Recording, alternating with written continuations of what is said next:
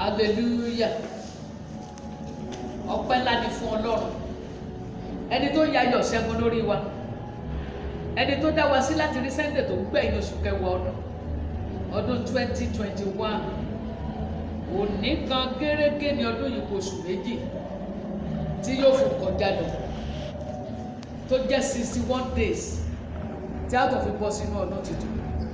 Wíwà láyé èmi àti ẹ̀yin àánú ńlá la rí gbà, ògo ni fún orúkọ rẹ̀. Mo kí yín káàbọ̀ sí ìsìn ọjọ́ ìsinmi tí ìjọ The Love of Old Evangelical Church, ìjọ oníyìnrere ìfẹ́ ìgbàanì. Mo dẹ̀ gbàdúrà wípé agbára Olódùmarè á ṣe ìyanu nínú ayé yìí, á sọ ìgbà yín di ọ̀tun, á dẹ̀ dá ìgbòho yín padà ní orúkọ Jésù Kristi Olúwa wa. Ká tó lọ gbọ́rọ̀ Ọlọ́run, ẹ jẹ́ ká gbàdúrà. Ní orúkọ Jésù, ọba ayérayé agbẹ́yìnga, á ṣe yín lọ́ba lọ́pọ̀lọpọ̀ torí pé ẹ fẹ́ wa, ìfẹ́ yín kò ṣe fẹnu sọ, oore yín sí wa a ò lè ká tán, ṣùgbọ́n a sọ wípé a dúpẹ́ ìdásí ẹ̀mí wa, ẹ mú wa wà láyé, ẹ mú wa wà láàyè. Ó ní alààyè ni ó máa yìn gẹ́gẹ́ bí àwa ti ń ṣe lọ́jọ́ òní. Olúwa gba ọpẹ́ wa, gbogbo ẹ̀ṣẹ̀ Olúwa dáríjì. Olúwa nítorí tiwa jẹ́ kí àánú rẹ kó sọ̀kalẹ̀, jẹ́ kí ojú rere rẹ kó sọ̀kalẹ̀, jẹ́ kí ìfẹ́ yín kó sọ̀kalẹ̀, kó dàpọ̀ mọ́ ìtúnisílẹ̀ àti iṣẹ́ ìgbàlọ́kàn pẹ̀lú ìdáǹdè ńlá. Olúwa sọ̀kalẹ̀ tiwa, àgọ́ ògo rẹ jẹ́ kó sọ̀kalẹ̀ sínú ayé wa. Máa wí Olúwa torí àwọn ọmọ rẹ̀ ń gbọ́ ní orúkọ Jésù Kristi Olúwa wa. Àmín. Praise the Lord. Àkórí ọ̀rọ̀ Ọlọ́run tí a fẹ́ gbọ́ lónìí ní ọjọ́ ìsinmi tó gbẹ̀yìn oṣù kẹwàá yìí, ó ní èyí ọjọ́ tí a ti yà sọ́tọ̀ nínú ìjọ ìta fi yìn Ọlọ́run.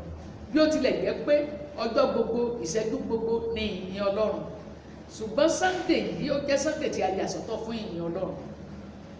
Ó ní èyí, ẹ yìn Ọlọ́run fún oore rẹ̀, ẹ yìn Ọlọ́run fún oore rẹ̀, tí àwọn olóyìnbó ń pè ní praise God for his goodness. Ẹ yìn Ọlọ́run fún oore rẹ̀. Ibi kíkà tí a sì yàn fún ọ̀rọ̀ Ọlọ́run náà la ó rí nínú ìwé orin Dáfídì orí 97, èyí tá a lè pè ní Psalm 107 ẹsẹ̀ kìíní títí di ẹsẹ̀ ìkẹẹ̀dógún. Psalm 107 verses 1 to 15. Kí ló ti wí? Ẹ fi ọpẹ́ fún Olúwa. Oh yes. Nítorí tí ó ṣeun. Nítorí tí àánú rẹ̀ dúró láéláé. Yes. Jẹ́ kí àwọn ẹni ìràpadà Olúwa kí ó rí bẹ́ẹ̀. Ẹni tí ó rà padà kúrò lọ́wọ́ ọ̀tá rẹ̀. Ó sì kó wọn jọ láti ilẹ̀ wọn nù wá, láti ìlà oòrùn wá, àti láti ìwọ̀ oòrùn, láti àríwá àti láti òkun wá. Wọ́n rìn káàkiri ní aginjù, níbi tí ọ̀nà kò sí. Wọn kò rí ìlú láti máa gbé. Ebi pa wọ́n, òǹgbẹ sì gbẹ wọ́n, ó rẹ ọkàn wọn nínú wọn. Nígbà náà ni wọ́n kígbe pé Olúwa nínú ìpọ́njú wọn, ó sì yan wọn kúrò nínú ìṣẹ́ wọn.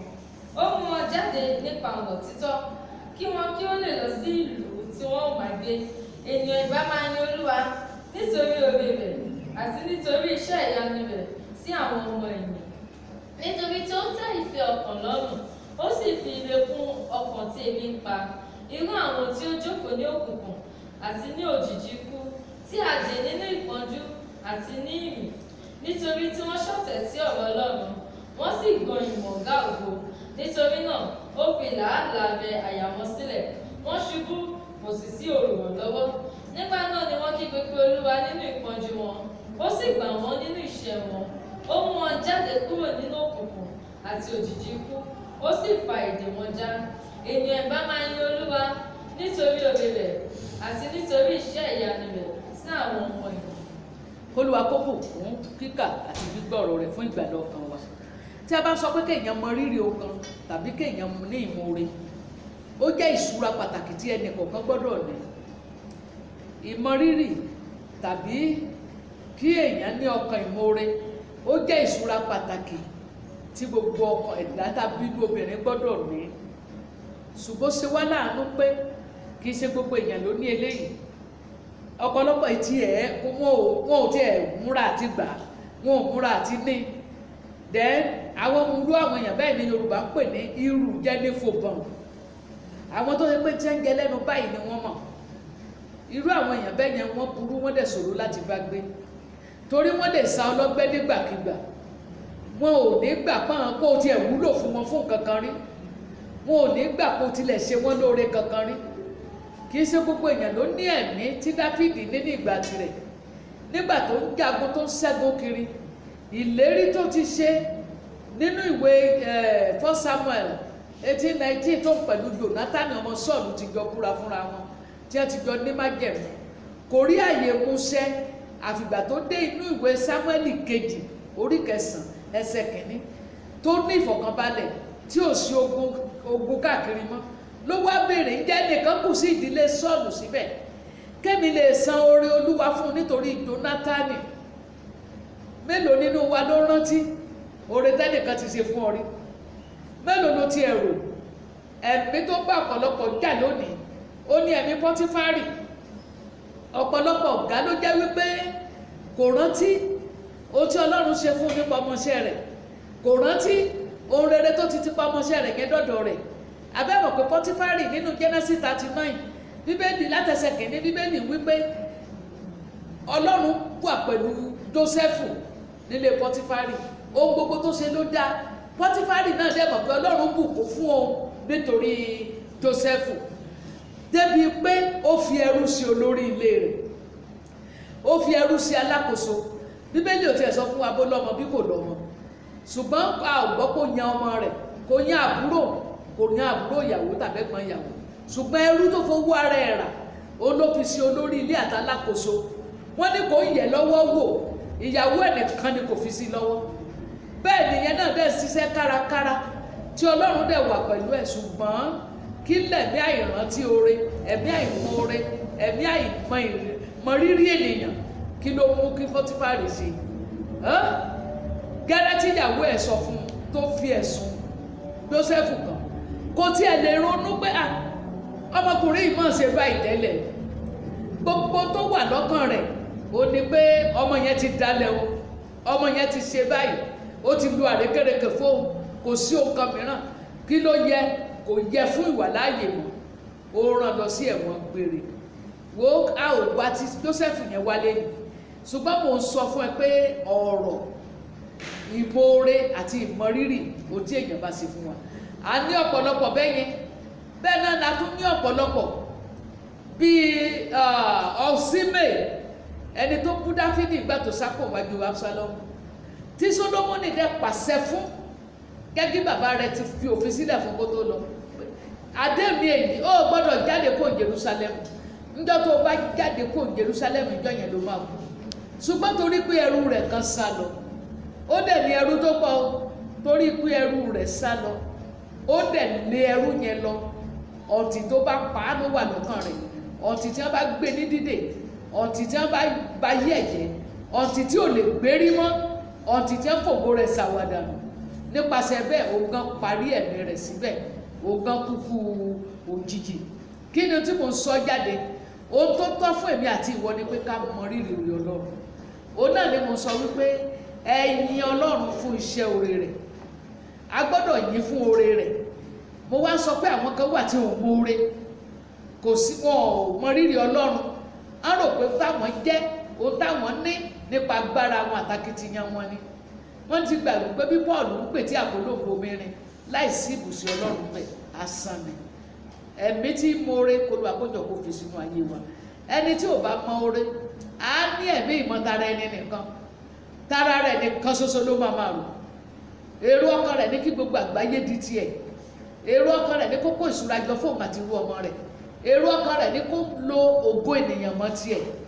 Ṣùgbọ́n nǹkan wọ̀nyí kò jẹ́ ìfẹ́ sí Ọlọ́run. Oore ọ̀fẹ́ tí mo oore Ọlọ́run kó lu àkójọ kó gbé wọ̀ wá. Kí là ń pè ní oore Ọlọ́run yìí? Tí a bá tiẹ̀ sọ̀rọ̀ oore Ọlọ́run, ìyẹn sọ fún wa pé Ọlọ́run dára. Ó ní Olúwa dára, Olúwa dára, Olúwa dára, mo mọ̀ pé Olúwa dára. Eléyìí ò ní sọ fún wa pé ohun tí Ọlọ́run ṣe nìkan, ṣùgbọ́n tí Ọlọ́run jẹ́. Eléyìí ò dẹ̀ ní sọ fún wa pé nítorí pé gbogbo tó ṣe yẹn oore, ayọ̀, ìtùnú, ẹ̀rín sáà ni. Ìgbà mìíràn ó lè gbé ẹkún àti ìkorò ọkàn wa, tó dẹ̀ ṣe pé Olúwa ń ṣètò wa fún ibi dáradára ni. Ẹ wò fún àpẹẹrẹ, nígbà tí Isaac wà ní ilẹ̀ Gérárì, ẹ wò ó, àwọn ọmọ darandaran Gérárì ń yọ lẹ́nu. Ó gbẹ́ kànga kìíní wọ́n lé bẹ̀, wọ́n gbẹ́ kànga kejì wọ́n lé bẹ̀. Ká má gbàgbé pé Ọlọ́run ló sọ pé kò gbọdọ̀ kúrò ní Gérárì, ó ní gbé ní ilẹ̀ yìí kò dẹ̀ ṣe rere. Ṣùgbọ́n gbàtà gbé darandaran Gérárì tì í, èrò ọkàn rẹ̀ bí èmi àti ìwọ ni pé Ọlọ́run ti kọ̀yìn sí, Ọlọ́run ò dẹ̀ sọ̀rọ̀, Ọlọ́run ò nìkan yẹn mọ́ yọ̀ lẹ́nu. Àtìgbó tó lọ gbẹ́ kànga kẹta, tẹ́nikẹ́ni ò wá bàjá mọ́, ó wá sọ orúkọ bẹ̀ ní Rehoboti. Ó nígbà yìí ni mo tó mọ̀ pé Ọlọ́run ti fi ààyè gbà wá láti máa gbé ní ilẹ̀ yìí láì ní wàhálà. Bákan náà ni tí Ọlọ́run náà bá fẹ́ mú wọn náà lè Rehoboti, ó lè jẹ́ pẹ̀lú ìjì àti ogun ló fi jáde wá, síbẹ̀ oore Ọlọ́run ni. Torí náà ó ní Ábákúkù wòlíì nínú Ábákúkù orí 3 ẹsẹ̀ 17 àti 18 ló ti jẹ́ kó yé wa pé bí igi ọ̀pọ̀tọ́ kò tilẹ̀ tán ná, tí kò sí ẹran lórí ìso, tí kò sí eṣú ní abà, ó ní èmi ó máa yọ̀ nínú Ọlọ́run ìgbàlà mi. Ìyẹn ni pé oore Olúwa jẹ́ ohun tó lè bá wa lára mu àti tí ò bára wa lára mu gbà mí, ṣùgbọ́n síbẹ̀síbẹ̀ ó bára mu lára. Olólórí kan sọ pé mo mọ̀ pé Olúwa dára bó ti wù kó rí o, mo mọ̀ pé Olúwa dára bó ti wù kó rí o, ìdààmú ayé lè pọ̀ síbẹ̀ Olúwa dára, ìpọ́njú ayé lè pọ̀ síbẹ̀ Olúwa dára. Àwọn oore Ọlọ́run nìyí, ohun tá à ń pè ní oore Ọlọ́run nìyí. Kí wá ní ìdí tá a fi gbọ́dọ̀ mọ ìyìn fún oore rẹ̀? Ìdí àkọ́kọ́ òun náà ni mo mú nínú ìwé Psalm 107 yẹn. Ó nítorí pé àánú rẹ̀ dúró títí láé. Verse 1. Ẹ fi ọpẹ́ fún Olúwa nítorí tí ó ṣeun, nítorí tí àánú rẹ̀ dúró láé. Àánú rẹ̀ dúró títí láé. Kò dàbí àánú èèyàn. Ó lè rojú rere èèyàn kó ṣàánú fún ọ nísìn. In fact, kó gbé ẹ sókè kó promote ẹ. Ó lè mọ oṣù yẹn lè mọ ìparí, ọ̀sẹ̀ yẹn lè mọ ìparí. Kó o tún ṣẹ́, kó o tún rí ìdàkejì ojú ẹ̀, kó dẹ̀ já ọ wálẹ̀, kó jára àwọn ẹ sọnù. Èèyàn nìyẹn. Ṣùgbọ́n Ọlọ́run ò ṣe bẹ́ẹ̀. Ìrì Ọlọ́run àjẹmọ́nú ni. Ohun kejì tá a tún fi gbọ́dọ̀ mọ yin ìṣoore rẹ̀, ó ní pé òun ló rà wá kúrò lọ́wọ́ ọ̀tá wa. Ẹsẹ̀ kejì kí ló ti sọ? Jẹ́ kí àwọn ènìyàn bá padà Olúwa. Jẹ́ káwọn ènìyàn rà padà Olúwa kó wí bẹ́ẹ̀. Ẹni tí ó wà padà kúrò lọ́wọ́ ọ̀tá. Òun ló rà wá padà kúrò lọ́wọ́ ọ̀tá wa tí ò jẹ́ kí ìmọ̀ta ṣẹlẹ̀ wa lórí. Ó ní o ṣé Ọlọ́run mi, ayé mi ò rí bí ọ̀tá ti fẹ́ kó rí. O gbọ́dọ̀ mọ yin oore Olúwa, o gbọ́dọ̀ mọ yin fún oore rẹ̀. Ó kẹta tí a fi gbọ́dọ̀ mọ yin Ọlọ́run, ó ní pé òun ló gbà wá nínú ìṣòro wa. Kí ni ẹsẹ̀ 6 ti wí? Nígbà náà ni wọ́n kígbe pé Olúwa. Nínú ìpọ́njú wọ́n kígbe pé Olúwa. Kí ló ṣẹlẹ̀? Ó sì yọ wọn kúrò nínú ìṣẹ́. Ó sì yọ wọn kúrò nínú ìṣẹ́ wọn. Tí wọn náà bá ti lè ké pe Ọlọ́run, á dẹ̀dẹ̀ wọn náà ló. Ìdí tá a fi gbọ́dọ̀ mọ yin oore rẹ̀ nìyẹn. Kì í ta wá nù, kò dàbí ènìyàn. Ó ní èmi kì yóò fi ọ sílẹ̀, bẹ́ẹ̀ ni èmi kì yóò kọ̀ sílẹ̀. Láàrin ìṣẹ́jú kan, ìwọ tí ènìyàn gbé gẹ̀gẹ̀ báyìí, ìwọ tó wúlò fún wọn báyìí, tí ó bá gbé ojú wọn padà sí ọ, wọ́n lè rún ẹbí ẹni tó rún pépà, kí wọ́n lè wá ìsáná kan sáná sí ọkọ̀ gbóná, kò ná wọn ní kankan, wọn á tún máa rẹ́rìn bó ṣe jóná ni, nítorí pé èèyàn ni wọ́n. Ṣùgbọ́n Ọlọ́run jẹ́ olóore, ẹni tó kún fún ìyọ́nú ọ̀pọ̀ àánú. Then ohun ìkẹta tá a tún lè wò, ìkẹrin tí a lè wò tí a fi gbọ́dọ̀ yin Olúwa, ó ní pé òun ló ń tọ́ ìṣiṣẹ́ wa. Ẹ jẹ́ ká wo ẹsẹ̀ 7 kí ló wí? Ó sì mú wọn jáde nípa ọ̀nà títọ́. Ó mú wọn jáde nípa ọ̀nà títọ́. Kí wọn kí ó lè lọ sí ìlú tí wọ́n máa gbé. Kí wọ́n tí ó lọ sí ìlú tí wọ́n máa gbé. Ó ní ó tọ́ sọ́nà. Ẹ wò bó ṣe gbé Isaac dé Rehoboti nípa pàṣẹ ọmọ darandaran Gérárì. Ọ̀nà tó gbà tó fi tó ẹ̀yẹ ò ní kankan. Ìgbà míì ogun ló máa gbé ọ débi ìṣerere rẹ. Ìgbà míì ogun lá gbé dìde sí ọ. Ohun tó kàn nílò ni pé mọ́rí pé Ọlọ́run kọ yìí sí ọ, Olúwa dára náà ni. Pé ogun tí ó gbé ọ débi ire rẹ kó Olúwa gbé dìde sí ẹ. Kó má jẹ́gun yan ọ̀rọ̀ tí tó bá débi ire rẹ. So a gbọ́dọ̀ mọ yin Ọlọ́run nítorí pé òun ló tọ́ ipasẹ̀ ọ̀nà wa. Ohun ìkarùn-ún tí a fi gbọ́dọ̀ yin, òun ló tẹ́ gbogbo ìfẹ́ ọkàn ẹ̀dá alààyè lọ́rùn. Kí lẹsẹ̀ 9 sọ? Nítorí tí ó tẹ́ ìfẹ́ ọkàn lọ́rùn. Ó tẹ́ ìfẹ́ ọkàn lọ́rùn. Ó sì fi ire fún ọkàn tí ebi ń pa. Ó fi ire fún ọkàn tí ebi ń pa. Tẹ́bi orere bá ń pa ọ́, tí ìfẹ́ ọkàn rẹ bá wà ní ìbámu pẹ̀lú Ọlọ́run, tí ì ṣe pé ìfẹ́ ọkàn rẹ ni láti ba ayé ẹlòmíì jẹ́. Má gbàgbé o, asọ́nù ìwé Revelation 10:13 ó ní ohun tó bá ti fẹ́ ká lọ sí ìgbèkùn òun pẹ̀lú yóò lọ sí ìgbèkùn. Tó bá jẹ́ ìfẹ́ ọkàn rẹ ni láti mú èèyàn lọ sí ìgbèkùn, kò ní tẹ́ fi ọkàn rẹ lọ́rùn. Tí ebi ohun rere bá ń pa ẹ́, tí òrùgbẹ ẹ̀mí bá ń gbẹ ẹ́, Ọlọ́run ṣetán láti fún ẹ lóúnjẹ ẹ̀mí mu, á dẹ̀ fi omi ẹ̀mí fún ọ mu. Ìdí nìyẹn tó fi gbọ́dọ̀ yìí, òun ló tẹ̀ fi ọkàn lọ́rùn, òun ló dẹ̀ fi ìtura fún ọkàn tí òrùgbẹ ń gbẹ. Ìdí kẹfà ó ní pé Ọlọ́run máa ń bu ọlá fún ìrònúpìwàdà wa. Tí a bá ṣèṣì ṣẹ̀, tí ilẹ̀ bá yẹ̀ wá gẹ̀rẹ̀ tí a ṣubú, kò sí ẹni tá bí nínú obìnrin àmì máa ń gbà pọ́n ti kọjá ẹ̀ṣẹ̀. Àwọn mi ò gbà pé àwọn jẹ̀bi rí nínú ohunkóhun, àwọn ìjẹ̀bi wọ́n ti dé lẹ́fù tó ṣe pé wọ́n ìjẹ̀bi. Tó ṣe pé nígbà tí Joshua ìṣẹ̀lẹ̀ ńlá kan ṣẹ̀ bẹ́ẹ̀, wọ́n ní àwọn àgbà Ísírẹ́lì kò dẹ̀ béèrè lọ́wọ́ Olúwa títí tí wọ́n fi ní ìbáṣepọ̀ pẹ̀lú àwọn ará Gíbíónì. Títí wọ́n fi ní ìbáṣepọ̀ pẹ̀lú ará Gíbíónì, àwọn ò gbà pé àwọn lè ṣe tí kò dára. Ṣùgbọ́n tó ṣẹ̀ tílẹ̀ bá yọ̀ gẹ̀rẹ̀ tó ṣubú tàbí tẹ̀mí ṣubú tàbí tá a sì ṣe nítorí ẹ̀ṣẹ̀, ó tó bá wá ronú pìwàdà, Ọlọ́run á wá bọlá fún àdúrà rẹ̀, á sì gbà ọ́. Wàá rí yẹn ní ẹsẹ̀ kẹwàá sí ìkẹrìnlá. Ohun tó a tún fẹ́ sọ tó jẹ́ bí ohun kẹfà sí keje tí a gbọ́dọ̀ fi máa yin oore rẹ̀, ó ní pé ó rán ọ̀rọ̀ rẹ̀ wá mú wa lára dá. Ẹsẹ̀ 20 nínú Psalm 107 ló sọ bẹ́ẹ̀, ó ní ó rán ọ̀rọ̀ rẹ̀ sì mú wa lára dá.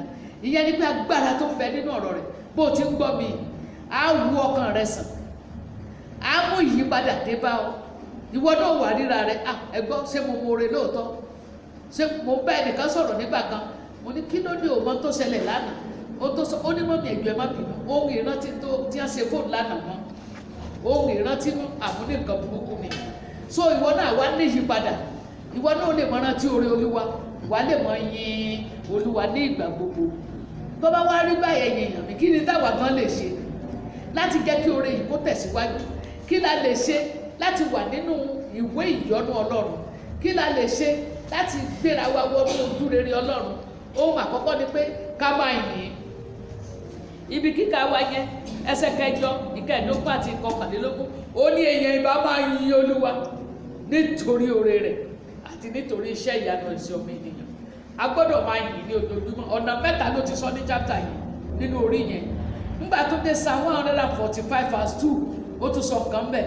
Psalm 145:2. Ní ojoojúmọ́ ni èmi ó máa fi ìbùkún fún ọ. Ó ní lójoojúmọ́ lèmi ó máa fi ìbùkún fún ọ. Èmi ó sì máa yin orúkọ rẹ. Èmi ó máa yin orúkọ rẹ láé àti láéláé. Ohun èkejì tá a lè ṣe táwa náà ṣe tí a ó fi san oore Olúwa, ó ní ká sọ nípa oore rẹ̀ fún àwọn ẹlòmíràn. Má ya alájẹmúrá, má jẹ gbogbo ẹ̀kọ́ kan bò mọ́lẹ̀. Jẹ́rìí sí agbára Ọlọ́run fún àwọn ènìyàn. Jẹ́ kí àwọn ènìyàn rí oore rẹ̀ nínú ayé rẹ̀ nípa sísọ fún àwọn ẹlòmíràn, nípa wíwàásù ìhìnrere rẹ̀ fún wọn. Nípa báyìí ìwọ náà yóò ní ẹni tẹ́ ẹni bá jóore ara yọ ọlọ́kọ̀ rẹ̀, inú Ọlọ́run ká dùn sí ọ, á tún sí ìṣúra oore rẹ̀ sínú ayé rẹ̀.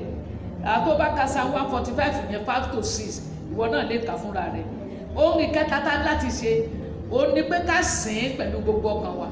Ó ní láti fi ọkàn rẹ sìn, ó ní láti yọ̀ǹda àkókò rẹ fún, fi òní rẹ bọ̀wọ̀ fún, fi ọgbọ́n tó nílò fún ògo rẹ̀ nínú ilé Ọlọ́run tó wà.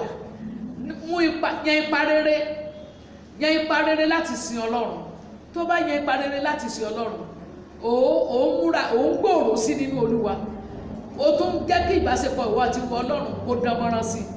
Wàá jẹ́ kí Olúwa kó dáhùn rẹ mọ̀ láàrin ọ̀gọ̀rọ̀ ènìyàn. Fi tọkàntọkàn sìn, wàá dẹ̀rí ọwọ́ agbára rẹ̀.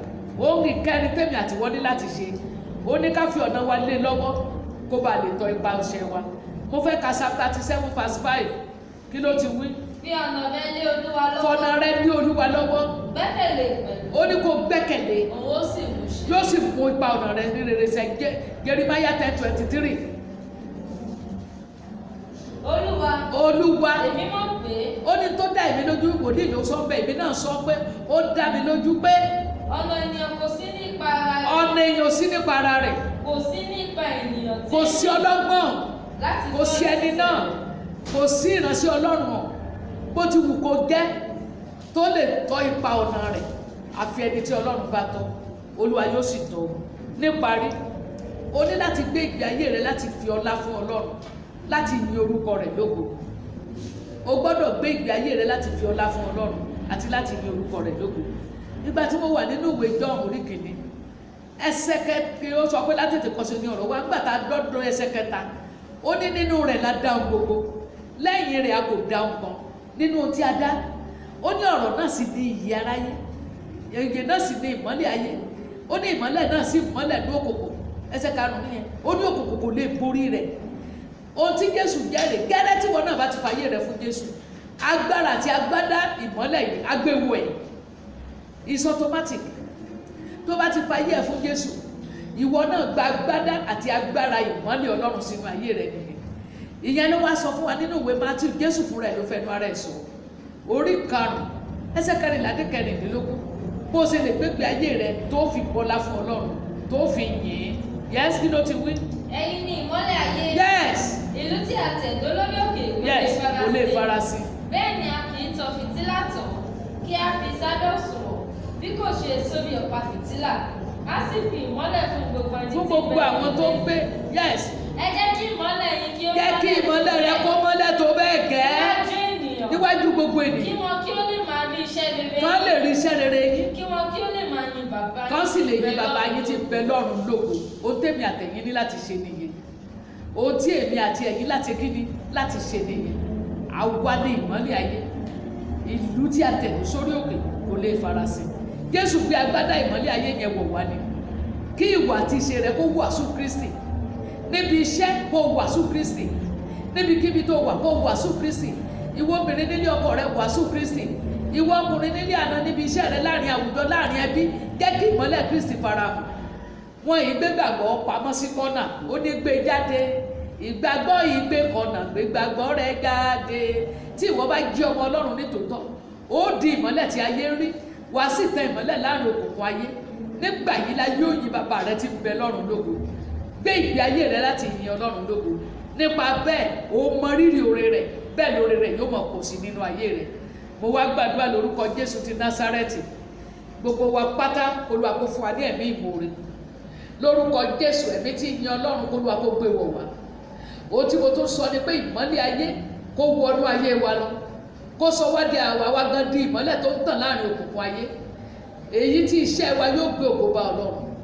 Mo tún wá gbàdúrà, ibi tá a bá ti yẹ gẹ̀rẹ̀, Olúwa kó gbé wa ró. Olúwa kó mọ tọ́pa ọ̀nà wa.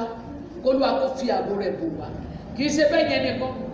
Oṣù tuntun tó ń wò yìí, oṣù ìmúpadàbọ̀sípò rẹ ni.